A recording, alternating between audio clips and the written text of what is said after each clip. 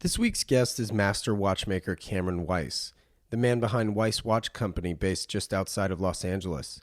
His upbringing, education, and work experience have taken him all over the United States as well as to Europe, but he settled in California, having launched his watch company to bring back a larger focus on American-made watch brands.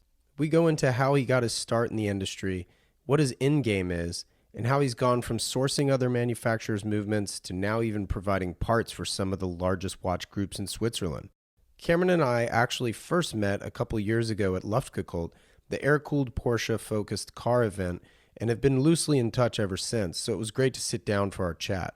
We really go into the behind-the-scenes of his business, as well as a bit of car talk, both old and new. If you're into watches and want a unique perspective into what goes on surrounding the industry, I think you're going to dig this one. And even if you aren't, you might just learn something anyway. I know I did. I'm your host, Wesley Smith, and you're listening to the Standard Age Podcast.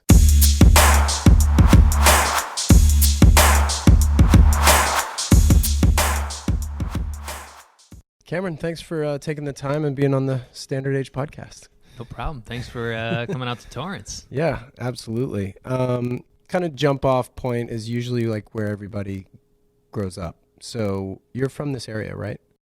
I'm from a lot of areas, actually. Okay. I moved around a bit, so I started off growing up in San Diego, went from San Diego to the Seattle area. Oh, wow. Okay. That was very different, and I loved it. It was so much fun having rain. Yeah. It was the coolest thing. There was, forests and greenery, mountains and snow. So I loved it for a long time. But then the rain definitely wears on you. Sure. So came back to Los Angeles, graduated from high school here in Torrance, went from there to USC. Okay. Went from USC to Florida.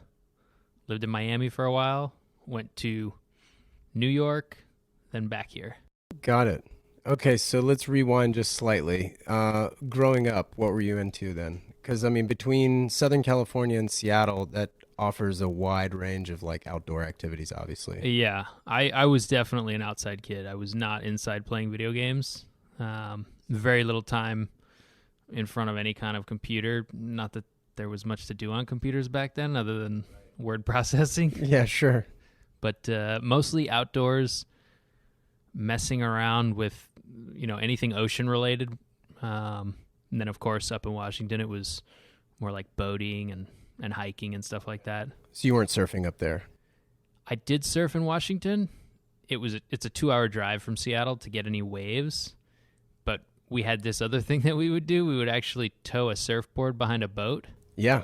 Oh, and so we'd basically be like wake skating, but with a surfboard.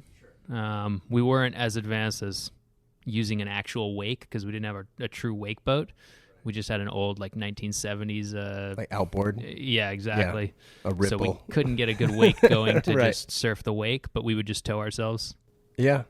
That's awesome. I grew up with a guy who had a lake house and kind of similar, but they ended up getting like a wakeboard boat. So then we had a little bit, but yeah, surfboard all the way, not a wake skate. This is all pre-wake skate.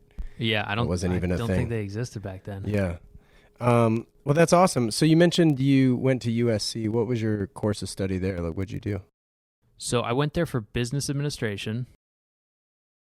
I did a couple years, dropped out because it was not for me. Okay. I found that there was too much focus on crunching numbers and paperwork and things like that. And then as we got older, I had some older friends at USC that were graduating and getting jobs. I was seeing the job titles that they were getting and the job descriptions of what they would do after school with their business administration degree, and it did not interest me at all. That's really interesting. Yeah. And so you were a lot better than I was because I majored in the same thing.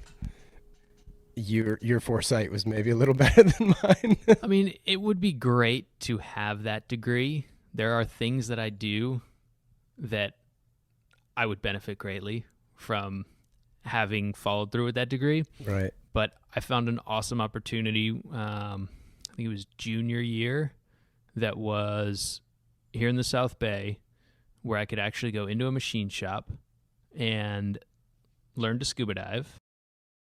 It was an underwater camera manufacturing company. Oh, interesting. And so there I learned CNC. I learned operating CNC machines, programming CNC machines, a little bit of SolidWorks and 3D modeling. Not very much, just very surface stuff. And I got to start diving so I could test the equipment. So that was like right up my alley. That's awesome. Yeah, it was great. So that was my segue out of USC, was into diving and machine shop life. So how did your parents feel about that? You know, they were pretty supportive, actually. Really? I think they were surprised that I made it as long as I did in school. That's hilarious. Yeah. They could tell that I was a hands-on person. Now, do you have siblings? Yeah, I have one older brother. Okay. And what does he do? He's a real estate agent. Oh, local? Or he's a broker in Toronto. Oh, wow. Okay. Yeah. That's cool. So you mentioned then Miami? Yes. What took you to Miami? Because they have a watchmaking school there, right? Exactly. Okay. And that was the reason for my move. There's the Nicholas G. Hayek School of Watchmaking, which is a WhoaStep school, which is Watchmakers of Switzerland training and educational program. So when I was in high school, that was when I decided I wanted to be a watchmaker. Oh, really? Back then? Yeah. Now, what was that tipping point? So I was always interested in watches, but in high school is when I learned about watchmakers. I mean, I had a little bit of experience with them earlier, like knowledge of them, but it wasn't until around my senior year in high school that I started researching like watch workshops and seeing what watchmakers actually do day to day and thinking about the people behind the watches. Sure. As a kid, I always just loved the watches and never thought of, well, who designed this? And what makes them tick? Yeah. And, you know, what's the history of this design and what's the heritage? What's that name on the dial? Who's that watchmaker that started this in the 1800s? So that kind of got me on this track of figuring out how to be a watchmaker. Now, were you always into like history and like historical things at that point, be it in school or otherwise? I mean, because it seems like that sort of gravitated towards you, you know? Yeah, I was always a hands-on person, so taking things apart. And taking things apart. If I wanted something, I didn't necessarily go buy it. If it was something I could attempt to build, I would try to build it. I love that. That's awesome. So as a kid, one of my like earliest holiday memories is getting all these tools for carpentry and like a stack of lumber. How old were you at that time? That was, I might have been like 7 or 8 years old. A stack My parents of lumber. were, you know, they gave me like saws and hammers and nails and screws, and I don't think there was any power tools. It was all hand tools, Right. But still things you could cut your hand off with, or at least cut yourself open with, or smash a finger. Yeah. But the idea was I could have my own tool set and my own stack of lumber at the house, and I could learn from my grandfather, you know, how to use these tools and how to make something. So your grandfather was pretty handy. He was very handy. What about your dad? My dad, not so much. Okay, so it skipped a generation. Well, on my mom's side, my grandfather was very handy. Okay, got it. Sorry. Yeah. So he grew up building boats, fishing. He built a 38-foot cabin cruiser. Wow. In New Jersey. That's and big. then launched it in the Hudson. What? This is amazing. Yeah. He had to get the goal to actually, so he's from Newfoundland, Canada, and he had the goal to go back to Canada through by boat. Yeah, by boat. So it's a pretty long journey, but he built this boat in his backyard over the course of many years. But also at the same time, he was building boats every year for fishing when he was younger. But that was like a big undertaking. That's incredible. Yeah. So it was basically just your interest in watchmaking that took you to Miami, just to delve deeper. Well, I applied to the school, got into the school, and then moved. So that's the reason I went to Miami. I didn't go there and then try and get into the school. Sure. Yeah. But yeah, I got into that school, and my goal was to get into a Swiss school because I learned from speaking with other people in Europe that it's really important to get the right education. There's plenty of like jewelry schools and technical programs you could enter, but it's not necessarily going to guarantee you a job at a Swiss company because they don't recognize those certifications necessarily. So you might learn and be a perfectly fine watchmaker, but all the companies are Swiss. So you need that Swiss standard. Your objective was to wind up in Switzerland one day? Yeah. And WhoaStep is a Swiss curriculum taught all over the world. So you could go to Switzerland and get a job immediately. How long is the program there in Miami? Is it 2 years? 2 years. 2 years. Yeah, Okay. 2 years full time. So you're doing 40 hours a week with 2 master watchmakers. There was 6 students in my class. So 3-to-1 ratio. yeah, very, very small, really hands-on program where in 2 years, if you're the type of person who's going to get up there and really push your teacher and, come up with your own projects to do, you can learn a lot. And were you that person? The kind of person that gets into these programs, they tend to be that person. So all 6 of you because you were. have to be pretty inquisitive Right, sure. to find yourself wondering, well, what's inside my watch? What can I take apart here? What can I fix or change or whatever? That's fair. Yeah. And then you jumped to New York, though. Yeah, so after school, I got a job immediately with Audemars Piguet. So the idea was to move to New York, work for them there, but first I had to go get training in Audemars Piguet movements and, of course, also the history of the company and all of that for sales purposes. But I had to go to Switzerland first. Went there, spent some time at the factory, did all the Swiss stuff, which was amazing because I had never been to Switzerland. So having kind of started to devote my life to watches and never having been to Switzerland, to be able to go to Switzerland with a company like Audemars Piguet and see the inner workings there was unbelievable. It was the coolest thing ever. Now, are they based in Geneva? No, they're in Le Brassus. Oh, Le Brassus. Which okay. The closest big city is Geneva.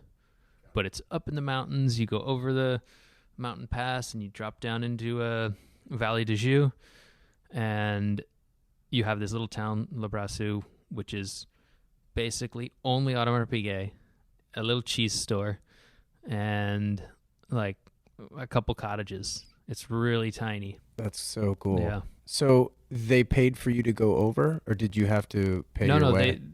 I was already hired with them, so they brought me over there. What was your title then? I was technical advisor.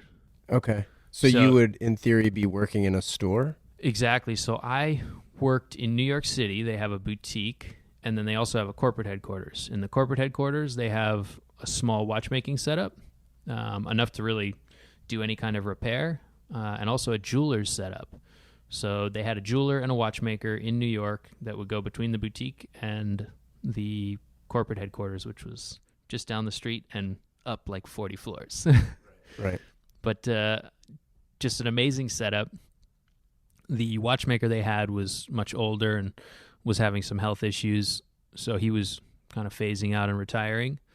They hired me, and I was able to go in there and obviously not fill his shoes because he had been a watchmaker for, I think, 55 years or something like that, but at least come in and learn from him, try and absorb as much as I could, and also learn from all the other Audemars Piguet watchmakers in Switzerland and then in Clearwater, Florida, where after Switzerland, I went to Clearwater, and they have watchmakers there, where I was able to spend some time working with them and do some more training. So why in Clearwater? Is that like a service center or something? Yeah, service center. Okay. And now it's actually more than just service. It's a larger office, but some of the best watchmakers in the U.S. are at that service center. Wow. Yeah. Now, was the design, so obviously now you have Weiss, your last name, Weiss Watch Company. Was that, earlier I was asking if your objective was always to go to Switzerland, but really was the end game to start your own deal? Or was that a byproduct of, how did Weiss really just like come about, brass tacks? The end game, I always wanted to start my own brand. However, when I started, I thought that meant I would have to move to Switzerland. I didn't think it could be done here in the U.S. And I didn't think that anyone would be interested to see it happen here in the U.S., see a watch made here in the U.S. And what year was this? Something that was, marketable. Sure. That was early 2000s. Okay. Yeah. So a while ago. Yeah, a long time ago. So I think Hamilton had already kind of... Yeah, everything was gone. Everything's gone. The only thing that was here was RGM, who he's been here since the 90s. Small production, not like a huge company or anything like that. And there's probably, unknown to me at that time, there was probably other watchmakers as well, also making a few timepieces a year in the U.S. But it wasn't anything that the average watch consumer would ever hear about. Mm-hmm. You'd have to be in pretty deep to learn about that stuff. Yeah. Yeah. But the goal was always to start my own company. And then, so what was the first product you made under the brand? The first product we made was the 42 millimeter field watch, standard issue, black dial with a green canvas strap. That was the first watch. We still make it today. It's really kind of the ethos of our brand is that type of watch. Understated, kind of like a very classic design, but very, very legible and practical. Mm-hmm. As far as America goes, practical is very important. Right. Even when you're thinking of something like a mechanical timepiece, which is basically an obsolete item that's totally unnecessary. Sure. It's just a mechanical piece of art. But I still really think that practical and legible is extremely important in a watch. So I'm driven by aesthetics. I love the watch. I have a quick question. Why did you choose the 9 o'clock position for the seconds, the running seconds? Well, it's dictated by two things, really. One, history. Two, the movement that we started with has the sub-second hand there. Got it. So I chose to start with an ETA 6497 movement, which was originally built for a pocket watch. So you'll see if you look back into, if you hop on the internet and you look at old pocket watches, they're all going to have little subdials for the second hand. Sure.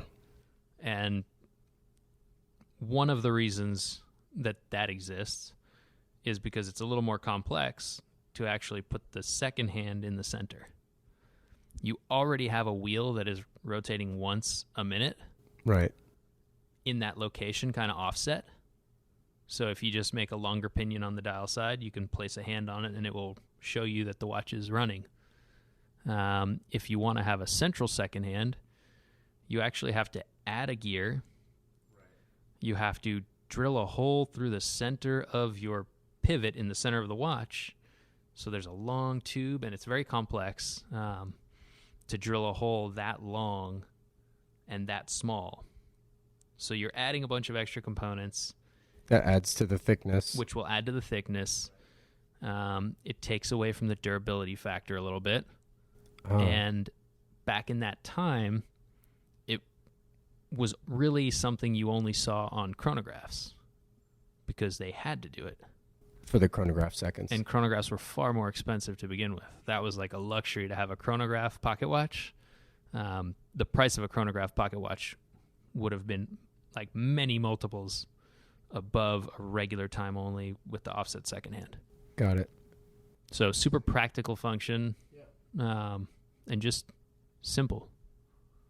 So how those early days then, like how was your manufacturing set up then? Because obviously you were using a modified ETA or an ETA.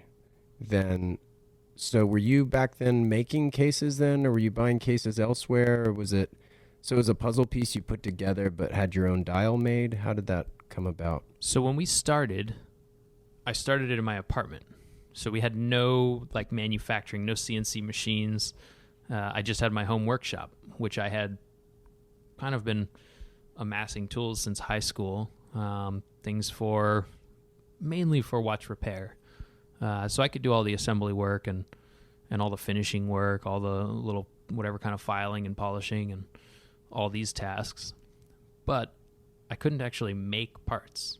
I couldn't machine a case. Right. I couldn't, make a dial. So what I did at the beginning was just design the parts, send them out for manufacture to shops all over the U.S. I tried to stick to the L.A. area because it made it a little easier to visit shops, but certain things I couldn't find shops Too in small LA. of the parts, or I mean, or our just quantities were not minimums? large. Yeah. Our quantities were not large, so finding someone to work with us was very tough. We had no footprint as far as a business, so if you run a credit check on the business, it's not going to come back as anything you want to actually involve yourself with. Right. So we were very small, so there was a lot of barriers. But when I could get in front of people at these machine shops, they'd be a little more excited about the project. Yeah, absolutely. And see that I'm a real person and I'm actually a watchmaker. And sometimes you're lucky and you end up in front of somebody who likes is watches. also a watch guy. And they're Yeah. like, whoa, we'd love to make watch parts at our workshop. So I have a few manufacturing partners that I started working with like 6 years ago when we started, and we're still working with them today. Oh, cool. Which is very cool. And they're primarily U.S. made? Yeah. Or all entirely? You mean the parts we're making? Everything that we're making, yes, U.S. That's awesome. Yeah. That's great. We have a few suppliers of Swiss parts, but most of that stuff is going to be like off-the-shelf kind of things. Like if you need a jewel, we're not necessarily going to design a unique jewel to then make 100 of them. Right. So that kind of stuff is usually like we're trying to fit into their existing products. Sure. But here in the U.S., there really is no existing watch products. So we design it. If we are sending it out for manufacture to one of these local job shops, we'll give them our file, we'll tell them our materials, and they'll be able to order it all, machine it all, get a first article to us to inspect. And when we're inspecting, usually it's for surface finish because they're getting all the dimensions correct and they're doing their own inspections for the dimensions and tolerances. But as far as surface finish goes, that is a huge hurdle for working in the U.S. because you can specify certain surface finishes, but you could have one little tiny like funky swirl on the surface of a case, and then when you go to polish it, you just can't polish it out. Right. And it's like, okay, well, we met the surface finish tolerance that you had stated, but there's this one swirl that just is causing issues. There's an aesthetic tolerance as well, yeah. So, and some of it, you don't even have a variation in the surface. There's no dimensional difference, but you see some kind of swirl from a tool mark that you just can't get rid of. So things like that. And we've been fortunate that most of the suppliers that we've worked with have understood that we're trying to make not only meet all our tolerances so we have a good quality product, but we also need to have an aesthetic quality to our product. So up until this point, you're all self-funded? Yeah. Okay. Yeah. And is that true today too? Yeah. So you've just continuously reinvested into your own company to build Exactly. It. Yeah. I own it 100%. It's my baby, basically. Yeah, absolutely. That's incredible. It's amazing. So that sort of brings us to today, right? So, well, actually, let's jump back. What year was that you like completed that first watch? The first watch was in 2000. I'm getting confused on the year. 2013, I believe. Okay, so about 6 years ago. Yeah, it was 6 years ago. The first watch was completed for a while before I really launched the brand, but we launched in 2013. But I'd had the watch for like a year prior, wearing it and testing it, and not really knowing what I was going to do with it yet. But the feedback I got was really good. So I decided we would launch the brand based on that watch. Made a few little changes, but... And you had the dial made exactly the way it looks today and everything? Pretty close. Yeah. Some minor changes, but pretty close to the way it looks today. Now, was that kind of customer feedback driven, if you will, or was that more you looking down at it for a year and wanting to change it? More, I mean, there's always going to be customer feedback that you receive and you're like, whoa, how did I not see that? Like, we should change this thing or we should change that thing. But then there's also the other things where you'll see something and you're like, that's not as I intended it. Right. You know, now that I'm seeing it in production and now that I'm wearing it every day, it's not exactly as I intended. And as a small company, you know, we're not making a watch and then putting it in front of an audience, you know, in some kind of controlled setting and getting feedback. Right. We're just getting it, making the design, and looking at it ourselves. Yeah, no focus groups. Yeah, we're not running focus groups here and doing all that kind of thing. But I obviously, you know, once I'm wearing a watch and showing it around to other watch people or non-watch people, I'll get feedback and take that into account. Sure. So you mentioned the 42 millimeter field watch. Mm-hmm. It's on your wrist. Yeah. What else exists in the lineup, and kind of if you could speak a little bit about the variations between the models? Yeah, so today we have multiple dial colors, same case design, same dial design, but in multiple different dial colors.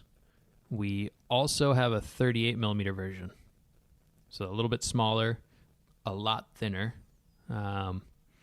It's same overall aesthetic, but it's been scaled down to 38 millimeters. Still has the sub dial, except it's at 6 instead of 9. But overall, if you see the two watches, you're like, that's just the little brother of the 42. We also have, or we had an automatic, which is now sold out, an automatic version that was 38 millimeters. And since the introduction of the field watch, we now have a U.S.-made movement, which we did not have at the very beginning. Right, because you had the ETA. All Swiss movements. Yeah. Over the course of, quite a few years, we were able to not only design a movement to replace that 6497, the ETA Swiss one. So we designed the parts, prototyped the parts, manufacture the parts now in this workshop that we're sitting in, and do all the finishing as well. So in a pretty short period of time, we were able to get into movement manufacturing. Yeah, that's incredible. Yeah. So they just openly sell these machines, obviously, because machine shops have them. But is there any difference between like a standard machine shop that mills steel and like a watch? Because these parts are so tiny. There's a huge they're watch difference. Specific, obviously, right? So they're not necessarily watch specific. Okay. However, if you look at our machines and the way they're set up, you won't find another workshop in the U.S. that has them set up like that. Right. Because we've taken these machines and set them up similar to if you had a car and you set it up for a certain type of racing. Your car is going to be very unique for that one task, even though it's like, track. it's a BMW, whatever. Like, and other people out on the road have them, but they don't have your version of it, Right. So our machines are all kind of specially fitted just for what we're trying to produce, which is tiny little components with near perfect surface finish, super tight tolerances, crazy tight micron tolerances, and repeatability, because we can't turn on the machine and make 1,000 of these parts and then start searching for problems afterwards. Really quickly, we could end up with way too many parts that are just garbage, and we'll have spent a lot of money making them. This week's episode is brought to you by Passion Fine Jewelry, located in Solana Beach, California, where owners Jana and Tim Jackson welcome you into their living room-like store, carrying a wide range of independent watches and variety of fine jewelry. Tim is GIA certified, and they also have a goldsmith in-house as part of their staff. Visit passionfinejewelry.com for more information, and if you're ever in Southern California, please make it a point to visit the store. You can also find a wealth of information via Tim's blog, independentintime.com. Of course, this is also brought to you by Standard H. Standard-H.com is where you'll find our online shop providing branded merchandise to support the podcast. And if you subscribe to our email list, you'll be one of the many insiders receiving exclusive special offers. And now back to my conversation with Cameron. Now, back on the product just for a hot second, what is kind of your price point so people get a better idea of what these puppies cost? So we started around $1,000 and go up to $2,800 unless it's precious metal. We do make a watch in 18 karat yellow gold, and I actually made a custom watch in platinum recently. It's in the works. Those are a bit more expensive. They're around $9,000. Oh, wow. Okay. Yeah. Yeah. And that's primarily the case material you're speaking of. Yeah, case material. Anything that was stainless steel on the regular version would be either gold or platinum. Okay. And that's including the movement? Not the movement. Okay, not the movement materials stay the same. Right. It would be wildly expensive to switch all the... just because you have a design for something doesn't necessarily mean that you can make it in a different material, if that makes sense. Sure, yeah. Because of the softness of the metals and things like that. Yeah. Yeah, the workflow on making a stainless steel case is completely different. We don't make it in the same way at all. None of the materials come from the same place. We don't use any of the same tools. We don't use the same machines. It's completely different. But we get the same exact looking thing, the same shape, the same tolerances, but in a totally different way because of the material alone. And a lot of people don't think about that you not only have to engineer the product, but you then have to engineer how it's made. Right. You have to figure out exactly what machine it's going to be cut on, where you're going to order your materials from, how you're going to polish it, everything. Now, are you using whole process like 904 steel? What steel? No. We use 316L. 316L, okay. Which is it's just a great stainless steel. It's all you really need for a watch. It's like the ideal material for a watch. Then as far as gold goes, we have 18 karat yellow gold that we make now. That's actually sourced from California and Alaska. Oh, that's cool. So we go to the extra length to get gold as local as we can, which I had no idea that was possible up until we started looking to make a gold case. So that's been great. That's super cool. Yeah. So that kind of takes us through the current lineup. And you still source some of the parts elsewhere, right? But you're making a vast majority here, would you say? Yeah, we definitely make the majority of all of our parts here for our American issue field watch. Now, do you ever foresee yourself, just spitballing, making parts for other watchmakers? We do. You do already? Yeah. Oh, wow. We currently make parts for other watchmakers. Right now, we don't make any parts for American watchmakers. Yeah. Currently, we're not making any parts for American watchmakers. We're making parts for Swiss watchmakers. That's got to make you feel pretty good. Yeah. Yeah. I would like to someday have more American companies, that we can make watch parts for, but there just aren't many companies that are established enough to really need like movement parts or. Now, how did those relationships come about? Did you reach out to them saying, hey, look, I have these fresh machines. They're making stuff. I'm obviously making thousands of pieces at a time. Do you guys need any? Do you want any? Or did they say, holy smokes, Cameron's doing great work in LA.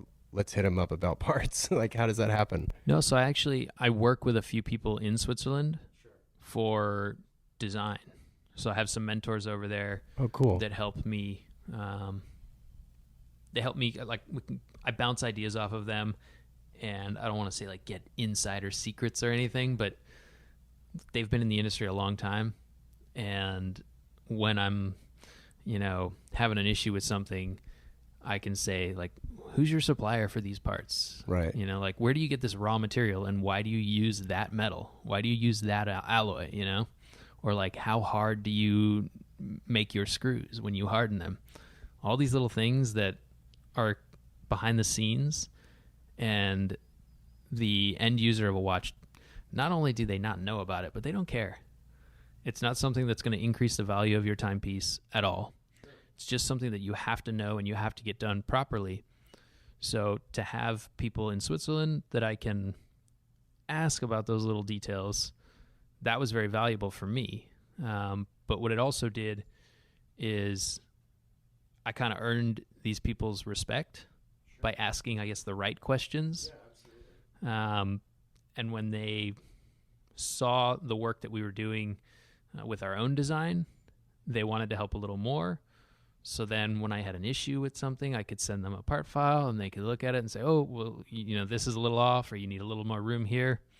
And eventually it got to the point where we started talking about, I can make these parts for their movement and they can make these parts for my movement, and we can, work together to get where we want to get, which is making our own movement in a better way with more independence. So for the Swiss companies, their goal is the best quality.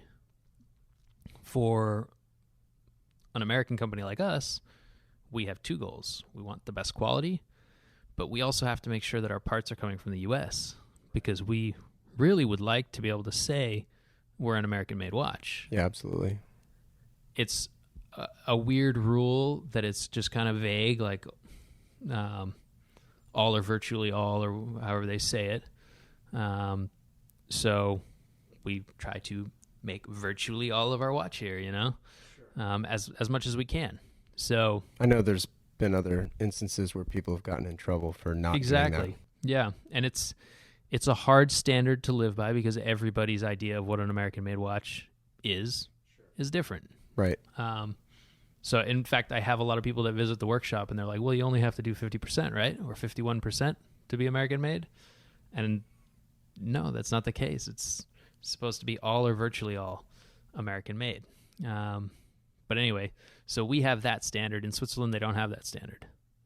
So there's actually parts that we make that are currently inside of Swiss-made watches because they don't necessarily have to have their parts made in Switzerland to make a made in Switzerland watch. Yeah, I mean, it's that fine line between made versus assembled, right? Yeah. And then you have Germany, which is even more relaxed. Really? Yeah. That's Germany is just counterintuitive. Yeah. If it's designed by a German in Germany, and then the final quality control is done in Germany, it's German made. No kidding. Which is why German engineering is a popular term. Yeah. Because it really is more just the German engineering and them having really high standards. I see. So even if that part's coming from somewhere else, they designed it to spec, and then they oversaw its creation wherever it was actually made. Yeah. Yeah. That makes sense. Well.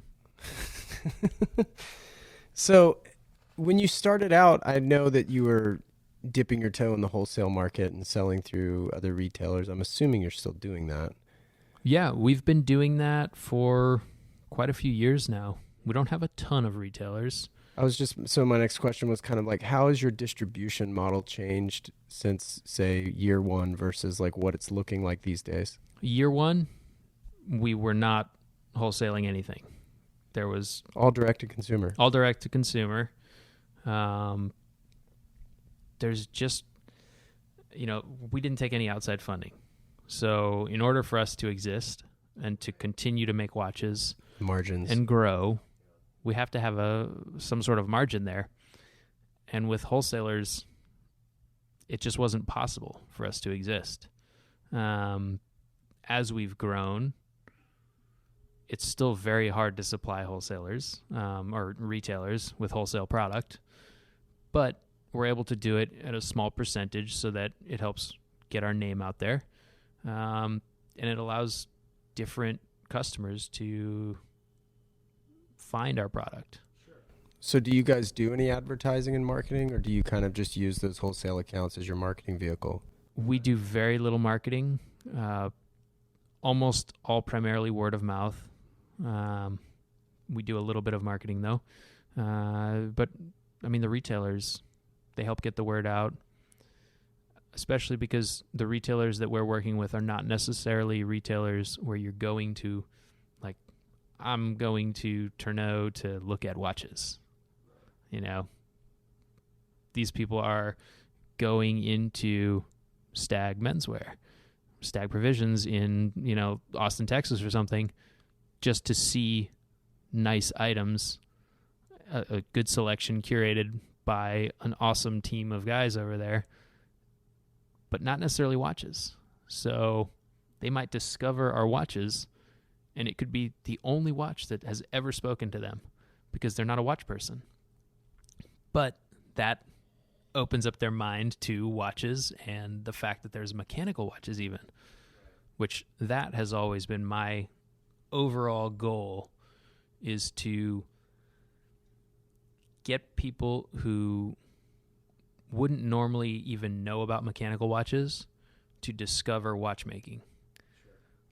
For me, the watch is extremely important, even though, like I said, they're technically obsolete. Everyone has a phone in their pocket with the time on it, or a microwave over here with the time on it. The time is everywhere. But your watch is extremely,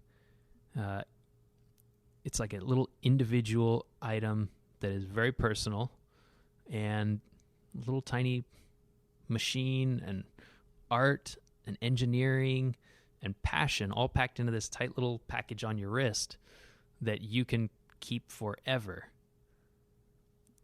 So I think a lot of people, when they get a quartz watch, they might kind of have that idea in the back of their mind, but a quartz watch isn't really for that. It's not going to last forever. It's not designed to last forever. It's got plastic parts in it and a battery that's going to leak into the movement.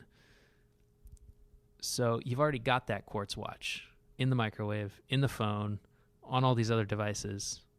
So to me, the quartz watch doesn't really have a place anymore. Only the mechanical watch has a place. That's because really it serves a interesting. completely different purpose. Yeah, sure. So, especially with like some of these brands that are coming out with quartz watches as of late. Yeah, and I'm not against quartz watches. I have quartz watches.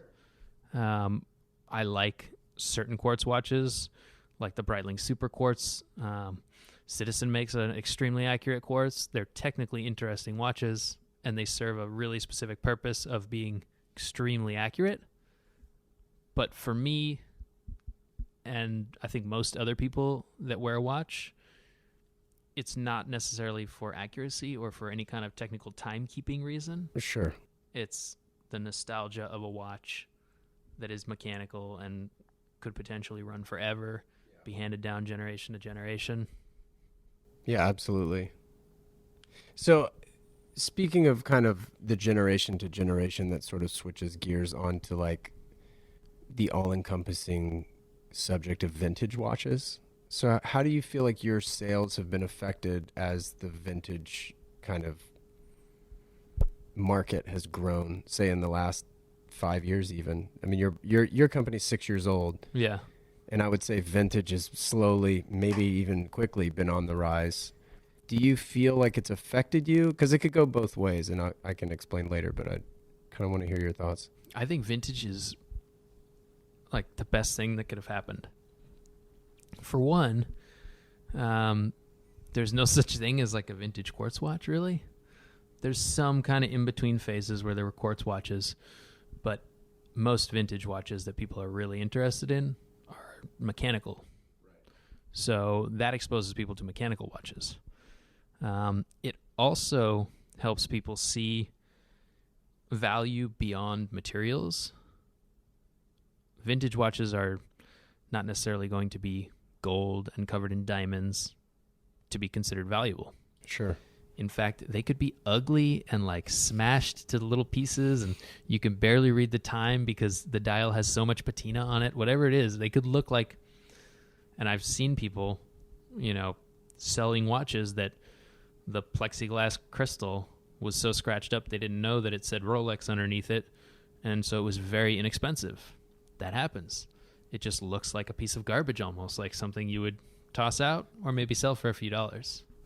So to see past the physical materials and see the value in the history and the story, and the fact that that thing endured so many years of either being worn on the wrist or shoved in a drawer or passed from one person to the next is impressive, and people get that now. So that helps us a lot.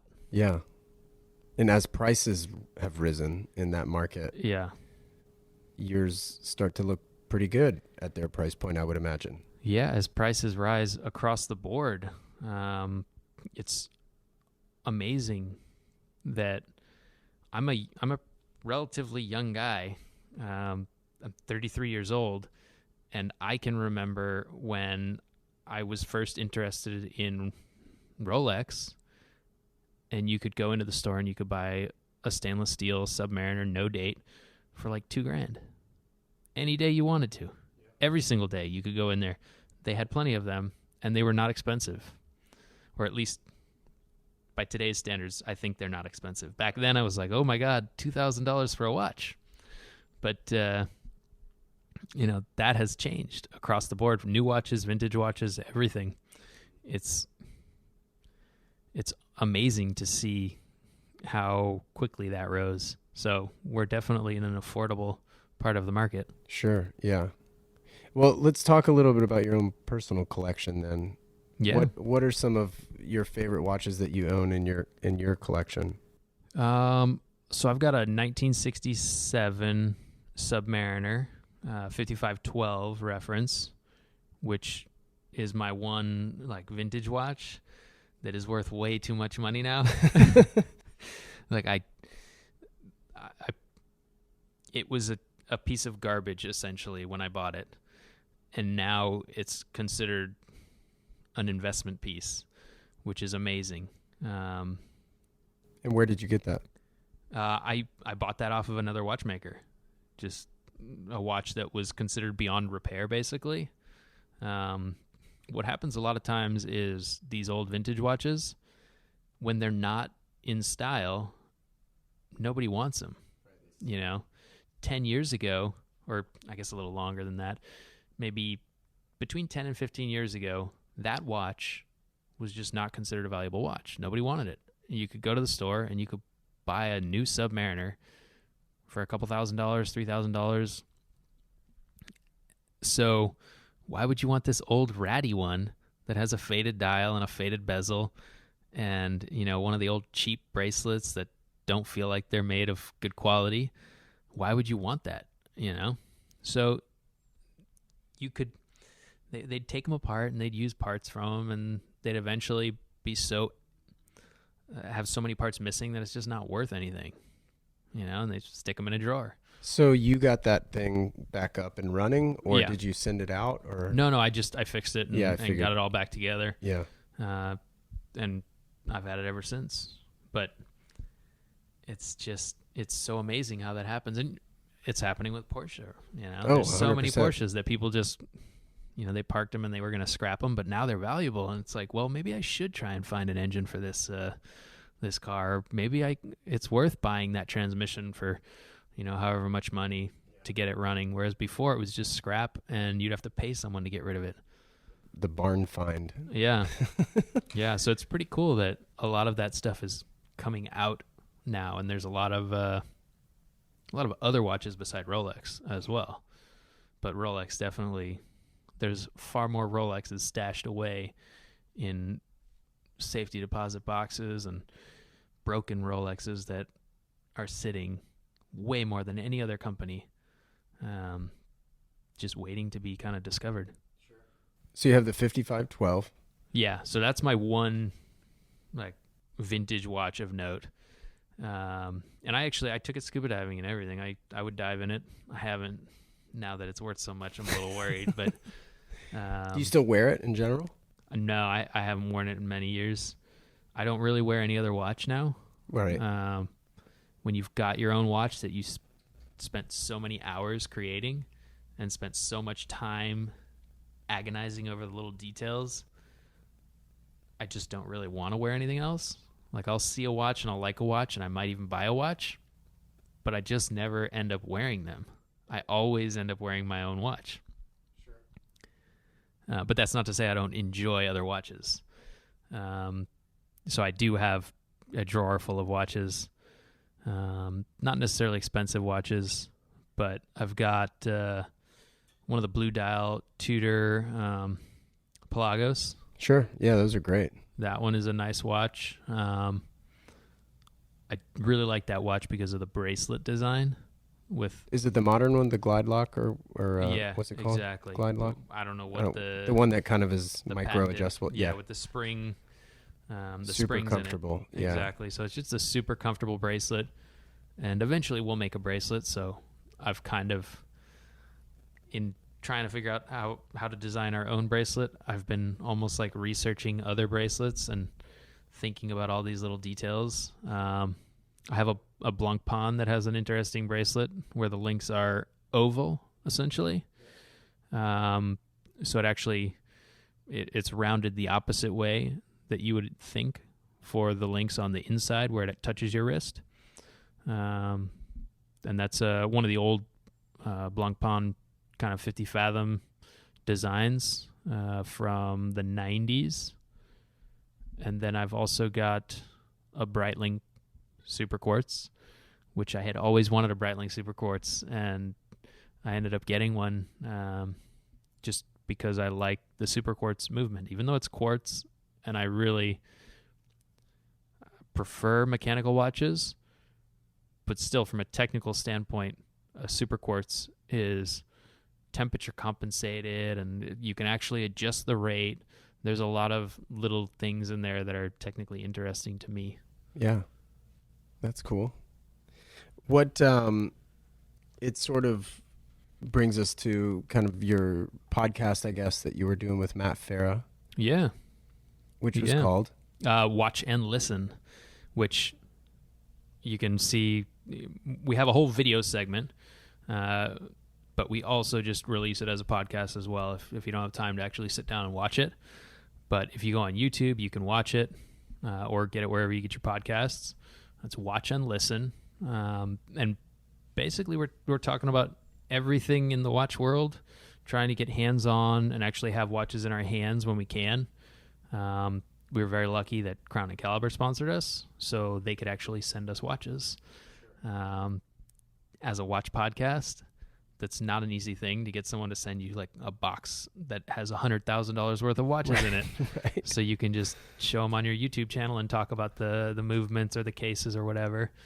But it's just a fun show, and really with the goal of kind of introducing kind of a laid back way of getting into watches. Right.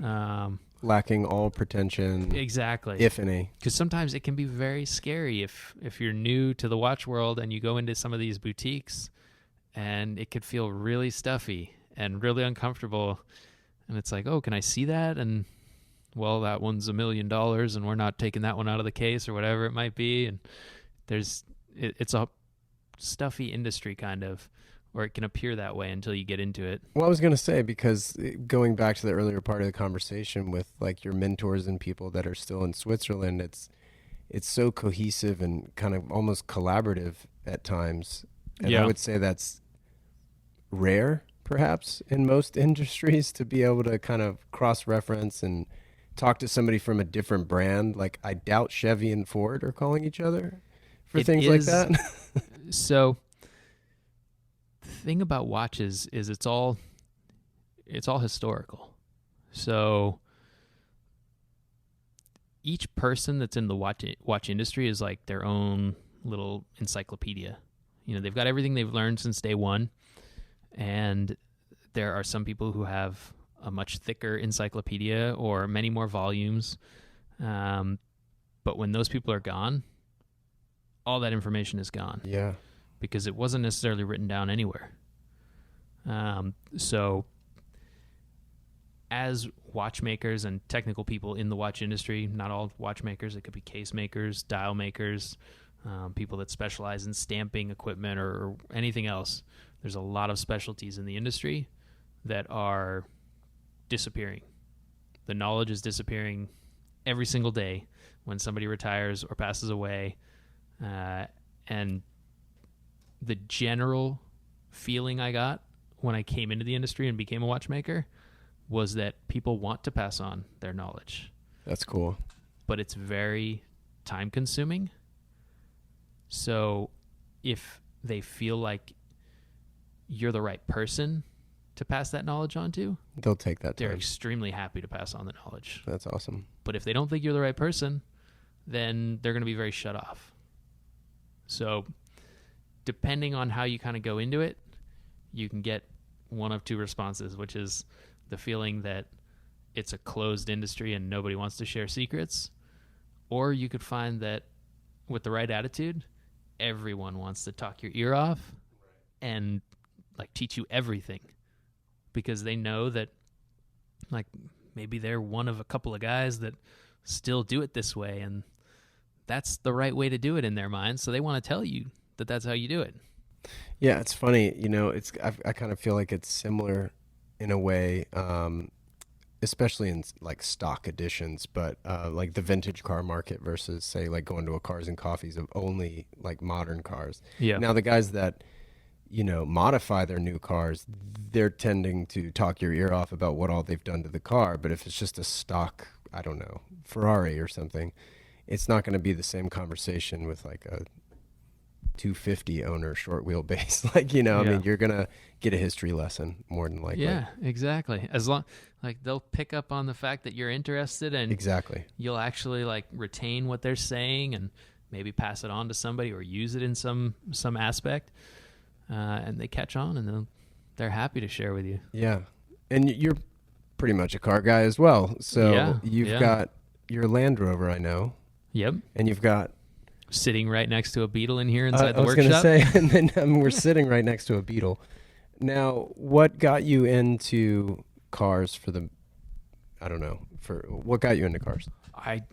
Same kind of story. As a kid, I loved cars as well. The mechanics and stuff. Yeah, the mechanics. The one thing about cars is typically you don't get to bring them inside the boardroom or the office or wherever you're going. You have to park it outside, and nobody's gonna not only do you forget that you even have it while you're going about your daily life, but you can't share it with other people, at least not as easily. You got to wake up at 5 a.m. on Saturday or Sunday to make it to a Cars and Coffee to go meet up with those guys in a parking lot somewhere, all cold and tired, and might still be dark. But, it's a very different thing. Whereas with watches, you can have them with you all the time. You can have a lot more than just one or two watches. You could fit many in one drawer in your house. So I always kind of gravitated towards watches. But cars... just as interested. So what's your daily driver then? Daily driver is actually a Sprinter van. Okay. Yeah, I daily drive a Sprinter van 4x4 that is built out as like a camper. But then I also have a 1962 International Harvester pickup truck, which I haven't been driving as much lately, but that was my daily driver for a while before the Sprinter van. Okay. Now, are there any sort of grail pieces, with watches it might be kind of tricky because you're probably, your grail is one you'll be building, I would imagine. I definitely have grail watches, but there are things I'll never ever be able to afford. Give me one of them. I would love to have a Vianney Halter watch. Sure. Really any of them. He is one of the most fascinating watchmakers that I've never met him, but I've seen like video interviews and things like that with him. And he just seems like an absolute watchmaking nut. But that's the kind of person that I would love to sit down with in his workshop and talk with him. And that's why I'm so interested in his watches and, his creations, really. They're kind of wild creations. Now, what does he do differently? I mean, yours are very classic, but how would you characterize Vianney's? They span quite a bit, but they go from like steampunk into some are a little more classic, but as far as the movement goes, he really it almost seems like he has no limits for himself when he's thinking of things. If he wants to make something work this way, he doesn't think like, well, the mechanics of it don't really seem like they'd work, so I just won't try it. He just goes for it. But again, the design as well of the cases and the dials, some of his watches look like creations that came from outer space. Yeah, for sure. Yeah. So car-wise, what would you, barring any monetary limitations? Car-wise? I mean... What's your ideal garage look like? A vintage Ferrari would be amazing, but more realistically, probably like a nicely outfitted Defender would be really nice. What are your thoughts on the new one? I enjoy new cars because they have a lot of creature comforts and things like reliability. Yeah. Which are very important, which is why my camper van is not a Volkswagen. My camper van is a brand new Mercedes 4x4. Right, sure. If I'm going into the woods and I'm going off the trails onto BLM land, and chances are I'm not going to see anybody else and I'm not going to have any cell phone reception, but I still need to make it back to the office on Monday, I need a new car to be able to do that. Yeah. I need something that is more reliable than a 60s bus. So new cars definitely have their place. I think they're coming out with the electric one too, aren't they? I believe so. Which I think I saw could be something very about that. interesting. Yeah, really recently. Yeah, but I don't hate on the new Defender just because it's new and right. There will be a lot of good things to it, but I also think that the reason I like Defenders is because of that whole Jeep idea of like you're getting in it and you're probably going to be covered in mud, and doesn't necessarily matter that all the panels are leaking water as you drive through the rain and you're getting soaking wet because you're already muddy and wet anyway, and you're outside and everything's rattling as you drive down the road and you can't hear a radio. You don't even need a radio because there's no way you're going to be able to hear it. It's too loud of a car. Right. All these little things add up to a driving experience that is something you can't get in a new car. Yeah. And there's a place for that, and then there's a place for the new cars. So are you a Defender 90 or a 110 fan? Or does it matter? It doesn't matter. Yeah. I kind of like the bigger ones. Yeah. Yeah. Well, you're a family man now. Yeah, that's true. You got a little one? Yep. That's great. 10 months old. Yeah. How's that been treating you? What's fatherhood like? It's in the owning best a business thing ever. Yeah? Yeah. You bring her here most days, or? No, she doesn't usually come down here. It's a long commute from home. And it just messes up her whole nap schedule and everything. So usually she's at home, and my wife works for us, but she works from home now, and also takes care of Genevieve. So just me coming down here, which is always sad in the morning when I have to say goodbye. Oh. But I definitely am so happy to have a kid now. And I was not a kid person before at all. Really? Yeah, not at all. That's great. Yeah. Well, good thing it's this way and not the opposite. Exactly. Yeah, I had no idea that I could love something so much. That's awesome. Yeah. Yeah, congrats, man. So what is the structure of the company? You said, your wife Whitney works for you or with you, I guess I should say. Small family business, really. Yep. So is it just the two of you? Just the two of us currently. Oh, wow. Yeah. And then, of course, I have some contract workers as well. We can't do everything. But as far as full-time employees go, it's Whitney and myself. So as far as, I don't even know, is there warehousing? Is there shipping, receiving, all that kind of? All here under one roof. Oh, wow. So you're doing all that stuff too. Yeah. Raw materials come in the door, get machined into parts. I do the finishing, decoration, assembly, quality control. We take the orders. We pack and ship. We send them out. We do warranty repairs, everything here. That's awesome. Yeah. Seems to be pretty tight ship. Yeah, it has to be. It's a lot of work for a small team. So are you 5 days a week then typically, or are you here 6, 7 even?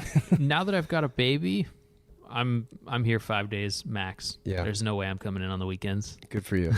Yeah. I love watchmaking, but I love my baby more. That's awesome. Well, listen, man, I can't thank you enough for taking part in this. This has been fun. No problem. I'm glad you could come by. Cool. Well, let's touch base soon. Yeah. All right, Cameron. Thanks.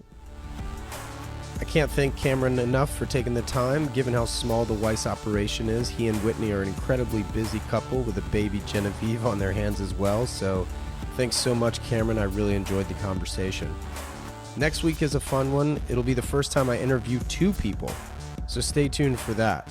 Until then, thanks to Clear Audio for the headphone hookup. And as always, music provided by the talented Jensen Reed and Super Beautiful. Bye, everyone.